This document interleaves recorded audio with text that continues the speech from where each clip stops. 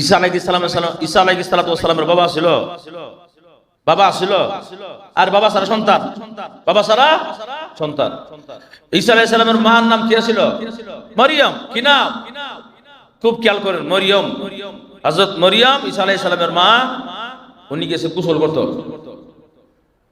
করতে গেছে। গোসল করে জামা কাপড় পরিবর্তন করে যখন গোসলখানা থেকে বের হবে, এমনি আল্লাহ জিবরাইল, তুমি যাও, তাড়াতাড়ি তুমি যাও মরিয়মের কাছে গিয়া মরিয়মকে একটা ফু দিবা, আর এই ফু দেওয়ার মাধ্যমে আমি আল্লাহ তার গর্ভে আমি বাচ্চা সঞ্চার করবো। সুবহানাল্লাহ, জোরে বলো।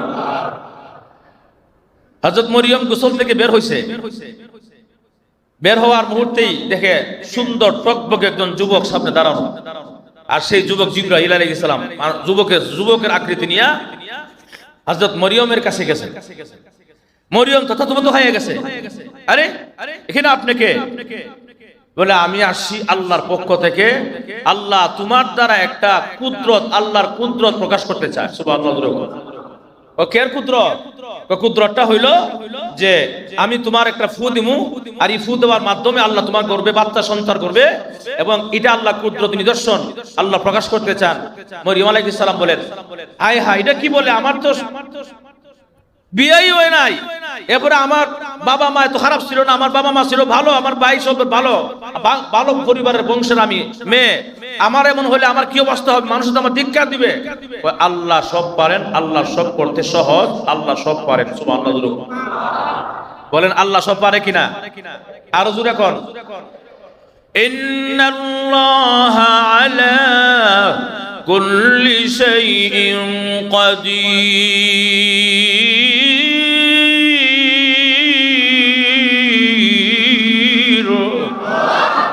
আল্লাহ বলেন, প্রতিটা বস্তুর উপর আমার ক্ষমতা আছে, আমি সব পারি। বাবা ছাড়াও সন্তান দিতে। বাস, উনি ফুদা চলে গেছে। আস্তে আস্তে পেট বড় আর বইছে। গর্ব হলে কি হবে? বাচ্চা বড় হলে পেট বড় না? বড় হইতেছে। এখন হাই হাই, এখন আমি মানুষের কাছে কি জবাব দিব?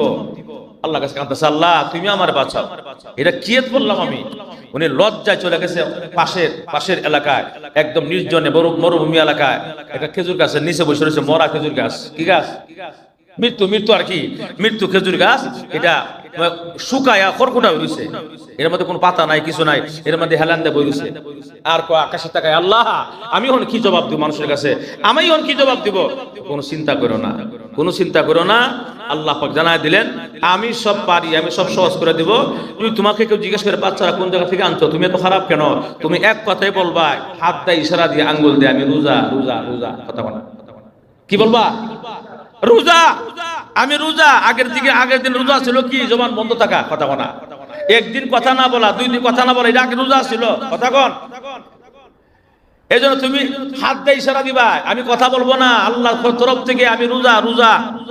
এখন যেও জিগা তোমার বাচ্চা করতে গেলো, কথা বলা কি? রোজা। এখন এই অবস্থা, খেজুর গাছের হেলান দিয়ে বসা, আর আল্লাহ এখন কি জবাব দিব? আর বাচ্চারা হইলে খাওয়া দাওয়া কেমনে খাওয়াবো? আমি তো গরিব মানুষ, এরকম সম্পদ আমার নাই, কেমনে কি করবো আমি? চিন্তা করো না, আমি আল্লাহ ব্যবস্থা করবো। কেমনে? তুমি যে খেজুর গাছে বসে রোজা হেলান দিয়া, খেজুর গাছটা তুমি জাকি দাও, জাকি দেওয়ার সঙ্গে সঙ্গে তরতাজা খেজুর করবে। সুবহানাল্লাহ। মরিয়ম আলাইহিস সালাম কয়, আল্লাহ সুখ না খেজুর গাছ, কথা বল, পাতাও নাই, শুকায় খড়কুটা। এটা যারা দিলে কি না দিলে কি? তুমি দেও না, আমি আল্লাহ বলছি তুমি জাকি দাও, দিলে তরুতাজা খেজুর করবে। সুবহানাল্লাহ। মরিয়ম আলাইহিস সালাতু ওয়াস সালাম আল্লাহ পারমিশন পায়া মরা খেজুর গাছ ধাক্কা দিছে, তরুতাজা খেজুর করতেছে। সুবহানাল্লাহ। কে পারে? বিশ্বাসটা আপনার নাই আসলে। কে পারে?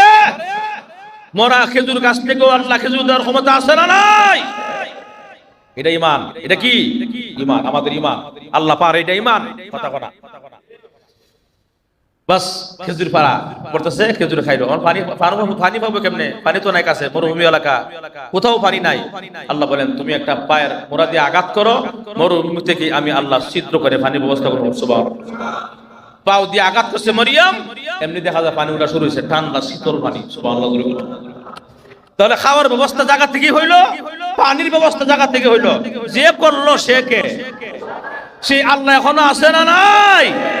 সেই আল্লাহ রিজিকের ব্যবস্থা করতে পারে কি পারে না? জোরে কর। নিজের ব্যবস্থা করতে পারেন আল্লাহ, এটা বিশ্বাস করেন না বলে ঈমান, আমরা ঈমান আনছি কথা বলা। যাক, এখন এই অবস্থা নিজের এলাকা গেছে, সবাই সি সি সি তুই এত খারাপ, তোর বাপ মা এত ভালো আসলো, তোর ভাই এত ভালো আসলো, হ্যাঁ তুই কেমনে তো খারাপ হলি, তুই কেমনি বাচ্চারা নিলে?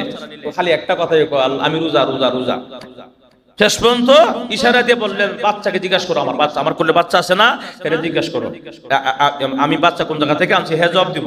সবাই পাগল হয়ে গেছে মরিয়ম, স্কুলে শিশু হ্যাঁ কথা বলতে পারবো, হ্যাঁ জবাব দিব কেমনে, পাগল হয়ে গেছে, মাথার টান ছিঁড়ে গেছে। কথা বলা সমাজ আছে না, কিছু কয় না, একটু ব্যস্ত লোকে মাথার টান ছিঁড়ে গেছে, তেহারা কোন পাগল হয়ে গেছে মনে হয় মরিয়ম, বাচ্চা জবাব দিতে পারবো? জিজ্ঞেস করে দেখেন না, জিজ্ঞেস করে দেখেন আমার সন্তানকে, আমার সন্তান জবাব দিব, আমার জবাব দেওয়ার দরকার নাই। কথা বলা বলো তুমি কোন জায়গা থেকে আসছো, তুমি কেমনে আগমন, তোমার আগমন কেমনে, তোমার পরিচয় কি বলো? সবাই প্রশ্ন করতেছে কুলের বাচ্চাকে, কুলের বাচ্চা জবানটা খুলে গেছে কোন সুবহানাল্লাহ না, আর জোরে কোন قال إني عبد الله,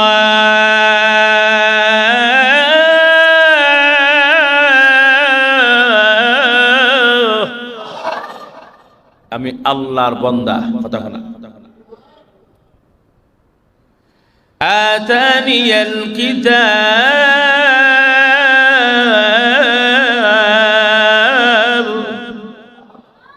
আমার আল্লাহ কিতাব দিয়েছে, ওয়াজআলানি নবিয়্যা, আমার আল্লাহ নবী বানাইছে। সুবহানাল্লাহ। তাহলে যে কথাটা বলতেছিলাম, বাচ্চা জবাব দিলাইছে, কথা কোন বাচ্চা জবাব দিলাইছে, আর সেই বাচ্চা নাম কি? ঈসা আলাইহিস সালাম। উনি জবাব দিলাইছে আমি আল্লাহর বান্দা, আমি আল্লাহর নবী, আল্লাহ আমার কিতাব দান করবেন। সুবহানাল্লাহ। এখন আমার যে কথাটা বোঝানোর উদ্দেশ্য, আমি মূল পয়েন্টে যাই। দেখেন মনে আছে কিনা, উপরে চক্ষুটা বন্ধ করলে ভিতরে চোখ খুলে যায়, মনে আছে আপনারা? উপরে চক্ষু, বাহ্যিক চক্ষুটা বন্ধ করলে অন্তর চক্ষু খুলে যায়।